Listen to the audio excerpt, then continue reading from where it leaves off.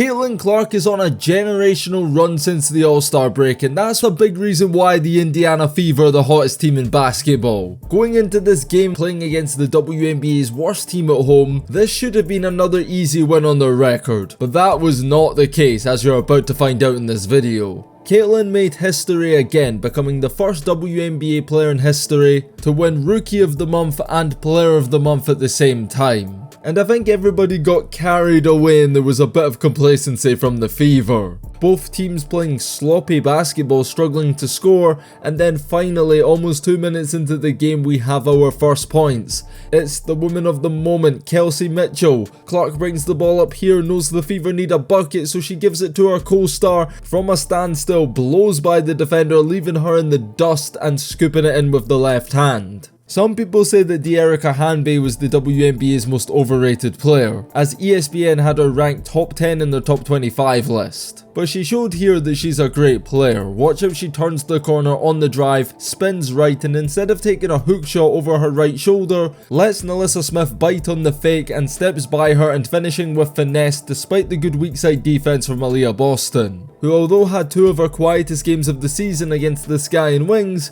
wasn't messing about in this game. Right away, back to the basket, gets busy and proves to be too strong for Stevens and scores. That's a matchup she should take advantage of all game long. But here come the sparks, the number 4 pick Rickea Jackson, trying to find Hanbay in the pick and roll, and look at the defense from Smith, anticipating the lob pass, gets the steal. Lexi Hall here goes coast to coast and is unfazed by the taller defender trailing and has the composure to finish under pressure. Here's Sims, who you may remember earlier in the year on the wings. She's with the Sparks now, and watch the handle here. Comes round the screen, meets Smith face on and drop coverage, gets her once with the cross right and then again on the fake and puts it in off the glass. Speaking of great moves, we have a contender for move of the night. Kelsey Mitchell testing the waters, jabs, drives towards the baseline, back between the legs, and Dearica is wobbling, palm of her hand on the court to stay up, and Mitchell converts the play with the jumper. You are watching the best scoring guard in the WNBA right now,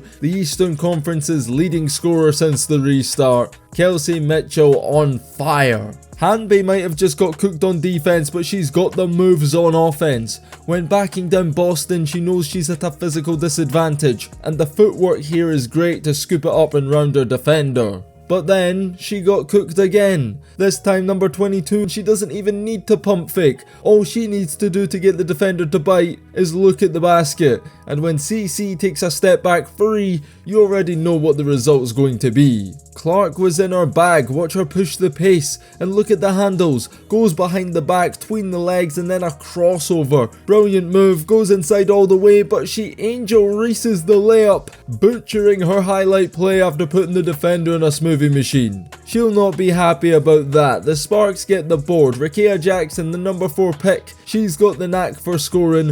Watch her initiate contact on the drive, waits for Lexi to foul, and then finishes off the window. And one which she converts. The Fever might have the best backcourt in the W right now, but the Sparks backcourt rose to the occasion. Watch Sims here, just bobs and weaves past bodies into the lane, meets Lexi Hall, takes the foul and stays focused enough to drop it in. And the Sparks take the lead. Without Cameron Brink, the Sparks interior was there to be exploited. Clark to Smith, Boston down low fighting for position, proves she's just too strong for Hanbay, gets in front of her, and in these types of situations, nobody can deal with Aaliyah Boston. Sims bricks the free, and watch Caitlin Clark doing the center's job, grabbing the rebound, then she does the point guard's job, bringing the ball up the floor, identical move between the legs, crosses back left, and instead of taking a tough layup, is smart enough to fake out the defender for an easier shot close to the basket. The last few Fever points have came from Clark, so it's Kelsey Mitchell's time. Stationary from the corner, comes up the wing, Samuelson pin down screen off the ball to free her up, to let fire, it's good. And off the ball, a two-handed push from Hanbay makes it a 4-point play as Samuelson adds one more at the line. Indiana are looking good, but the Sparks answer back. This time Caitlin is caught guilty of sleeping, realises she's made a mistake, gives it her best effort to close out, but McDonald knocks it down from the corner. Not gonna lie, that's a poor defensive read from Clark. Rickea Jackson already had 2 bodies guarding her, there was no need for her to help. And then again a similar thing happens here, the ball's loose, Clark gambles trying to get the steal, she doesn't get it and pays the price again because the shooter's left wide open and connects. But if you give up some points on defense, you better get some back on offense. We don't see Caitlin operate in the mid-range too much, so enjoy this here. On the drive, one-legged step back fadeaway mid-range jumper. We all know she has a floater and runner in her bag, but if she can develop a consistent midi, she'll be the WNBA's leading scorer in no time. The first quarter ends 23-19 Indiana, and it really wasn't a convincing period, especially for the Fever. Yes, they made shots and held the lead, but there was some real careless basketball, 7 first quarter turnovers, and they were really just relying on great individual plays from great players to get points, instead of playing as a cohesive unit and a team like they've done since the All-Star break. They were playing right into the Sparks' hands at a slower pace. The second quarter starts, and check out the ball movement in the two-man game for the Sparks. wnba in a ton of trouble down low, passes out to Nurse. She sets up like she's about to take a sidestep three. Clark bites again, Nurse gives it up, doesn't stop moving, and wnba finds her on the cut with the perfect pass to Smith. Clark gets the first points for Indiana in the second quarter, going 2 for 2 at the line, and assisted the Fever's first field goal. Finally, we got to see some pick and roll. Textbook stuff here. Clark pulls the big out of drop coverage, slips the bounce pass through to Dantas, who charges inside and nicely fakes the kick out to Lexi in the corner and finishes. Lack of focus again here from the Fever, slow to get back in transition. Nurse trailing has an open three. Smith lazily puts a hand up to contest. Nurse lets her fly by, relocates for the triple and drills it to make it a 1-point game. Clark runs the pick and roll with Dantas again, positions her body as if she's looking for the pass, quickly shifts direction, one dribble floater too strong, but she gets her own rebound, giving the Fever a second chance, and a beautiful no-look pass from Mitchell into Smith here eventually results in 2 points. Nurse was really in her bag in the second quarter, uses her body well here to bounce off Clark to get open, and rattles in a baseline jumper, and she's the first player in the ball game to reach double-digit points. And it's more of the same from Indiana. They run the pick and roll, Clark is blitzed, but Dantas fails to make the pass, too slow from the Fever. That's 10 turnovers, and the Sparks get the 2 in transition as wnba scores going coast to coast. The Sparks take the lead, and Indiana are in trouble, because if you thought that was going to be a wake-up call, you'd be wrong. There's a time and a place for flashy passes, and that isn't when you have 12 turnovers halfway through the second quarter. Clark gives it away cheaply, and Ray Burrell sinks a catch-and-shoot 3, and the Fever now trail by 5. Good thing that whenever they need some points, they have a Kelsey Mitchell to fall back from. Same play from the corner, Dantas pinned down, Burrell hits the deck, giving Mitchell all the time she needs to line one up and bury a high-arcing trifecta. But the Sparks came prepared for a shootout. They run the pick and pop, and Stevens from the top of the key answers right back. The Sparks half-court defense is very simple. They know if they can make life difficult for Caitlin, they make it harder for everyone else. Look at the double here. I know Clark's got some serious range, but even she isn't a threat to shoot in this situation. But she's smart enough to know if 2 people guard her, somebody else is open, and she throws a bullet pass to Boston under the basket, who lays it up from deep position. But the Sparks are on some serious smoke, and Azuri Stevens punishes the Fever for making the same mistake again of disrespecting her range, and that's back-to-back threes for the big. But one thing the Fever are going to have going for them in the playoffs is in games or even periods of the game where the shot isn't falling, and Clark and Mitchell don't have it going, they can throw it inside and play for Aaliyah Boston. That's exactly what they're doing here. She's too strong for Stevens down low, gets in front, Mitchell finds her on the pass, and it's just too easy. Same again here, down 5, Clark feeds her inside again with the bounce pass, and nobody can get near Boston. She just clears out anything in her path between her and the basket and keeps scoring. First it was Kia Nurse, and now Ray Burrell has it going, putting some moves down low, gets her shot up and the friendly roll, and 21 of the Sparks' 44 points have came from the second unit. At long last, with under 2 minutes to go in the quarter, we finally see the Boston Mitchell V-cut backdoor. Teams fall for this every time and the result is the same as always. Just over a minute to go in the half, Rickea Jackson attacks down low on Samuelson. Good defense, misses, but Hanby is in the right place at the right time. She cleans up and converts the second chance points. Boston hits a pair at the line and the Sparks still cooking offensively. Rickea Jackson down low has a mismatch with Erica Wheeler in the post. She capitalizes on the size advantage and hits the fader with a pretty stroke. Sparks up 3, final possession of the half. Caitlin Clark blitzed again, fights through, forcing the switch. Boston rolls inside to the basket. She's too big for Sims, scores. Boston up to 14 points in the half, most of which came in the second quarter. She really kept Indiana in it when they didn't have much going. Again, we have to give some credit for Caitlin Clark, who although wasn't doing the scoring, her gravity on the court in part allowed Boston to be successful because the Sparks were so fixated on stopping her, which led to Boston getting single coverage down low, where evidently nobody can deal with her.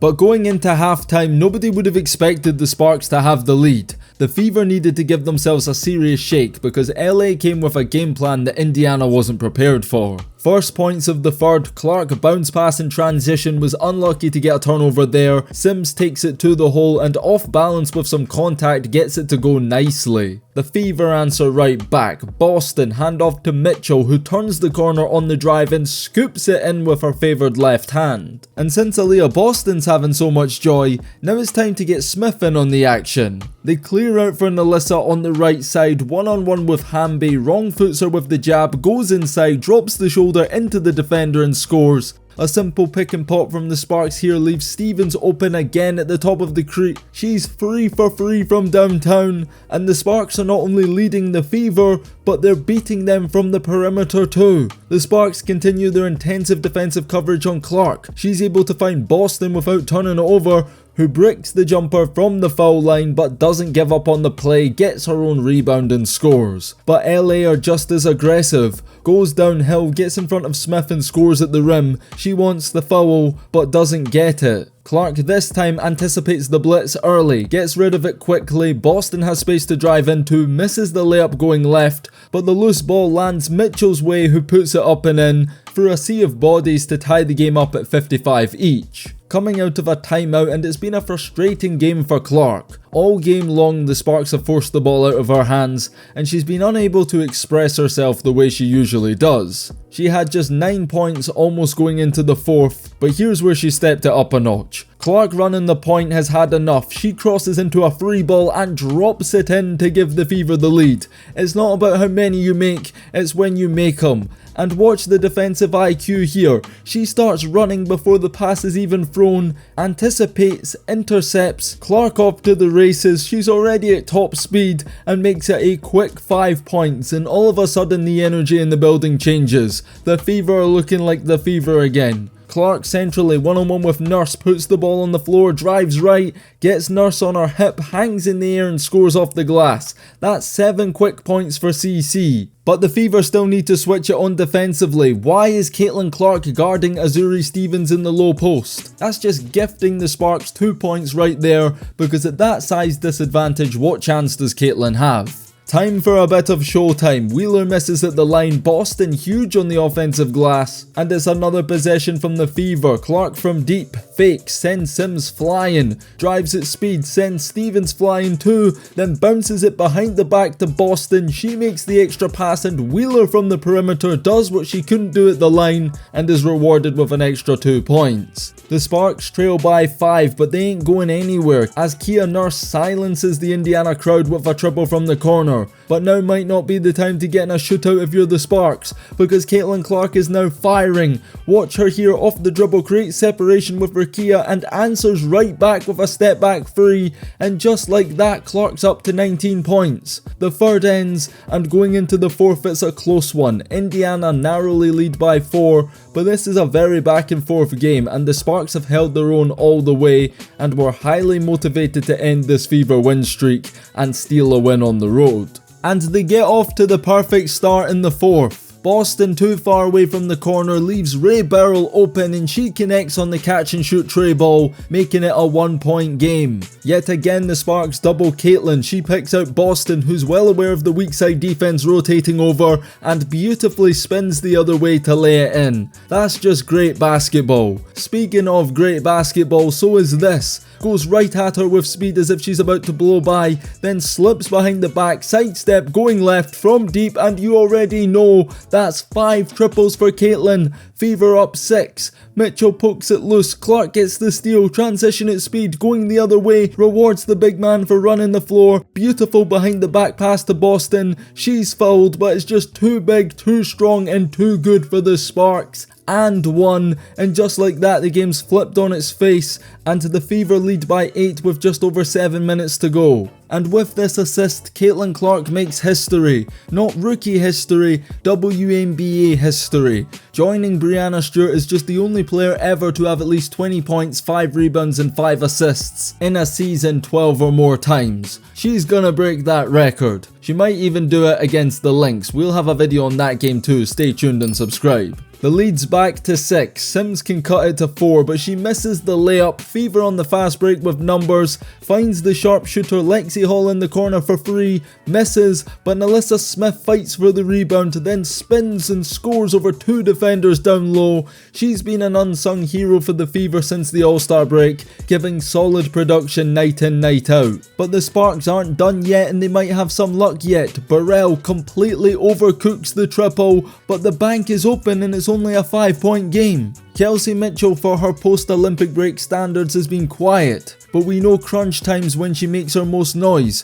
Off the dribble, pulls up and connects on the deep 2. But look at the confusion here from Indiana. Miscommunication from Boston and Smith here allows Hanbay a free path to the hoop, and a late recovery from Smith isn't enough to stop her as she draws the foul and scores. This is getting too close to comfort. 4-point game with 5 minutes to go, because Hanbay gets another and 1, spinning and floating it up over Boston, and just like that, Indiana just can't put the Sparks out, who are starting to believe they can steal it. Nobody picks up Sims, who gets a quick and easy 2 because nobody was there to help in the paint. Boston does well to get to the line and make both to put the Fever up 6, and here's something we've not seen much of tonight. Defense. Sparks pick and roll from the corner with Hanbay, thinks she's got an easy layup, and Smith comes out of nowhere and smacks her stuff into the crowd. The Fever are hyped. They get possession and can close it out here, but this game's not over. Clark, complacent, gets her pocket picked by Sims, makes the effort to get back, ends up fouling, she scores, it's an and 1 for the Sparks, and now it's a single possession game with under 2 minutes to go. Fever lead 87-84. The Sparks defend well. Mitchell drives into the lane and Stevens sends it out of bounds. With the shot clock winding down, the best shot the Fever can get is a Boston free ball. The Sparks will live with that. She misses and they can tie it here. They get the look they're looking for from free. Kia Nurse to tie it, but it's off and the chance goes begging. She'll want that one back. Now it's time for the Fever to put this game to bed. Kelsey Mitchell can do it here off the handoff from Boston, misses. But Lexi Hall hustling, massive offensive rebound here, a true winning play, going in with the bigs and getting that ball at that time. She's fouled, sinks them both at the line, and with 55 seconds to go, the Fever are up 5. The Sparks need something big and they need it fast. Inbound play to Sims, she finds Nurse who tries to slip the pocket pass to Hanbay, but Clark anticipates the play. Why? Because that's her go-to play. She gets a massive steal. 40 seconds in the game, Clark drains clock, gives it to Boston on the perimeter, muscles her way to her spot and she finishes it right there. Epic performance from Aaliyah Boston, 24 points and 14 rebounds. But wait a minute, there's still one more major play in this game. And when the game is dead with 12 seconds to go, Nurse misses the free and look who gets the rebound. The field house erupts in celebration. Mitchell doesn't know what's going on, but that right there was Clark's 10th rebound, marking the second triple-double from a rookie in WNBA history, and she's got both of them. Double-doubles are old news. We're now into triple-double territory, and Caitlin Clark had no shame after the game admitting that she was blatantly stat padding. But somebody had to get the rebound. So AB was joking. We always joke about stealing each other's rebounds, so it was funny. Caitlin Clark stepped it up big in the second half. She finished with 24 points, 10 assists and 10 rebounds,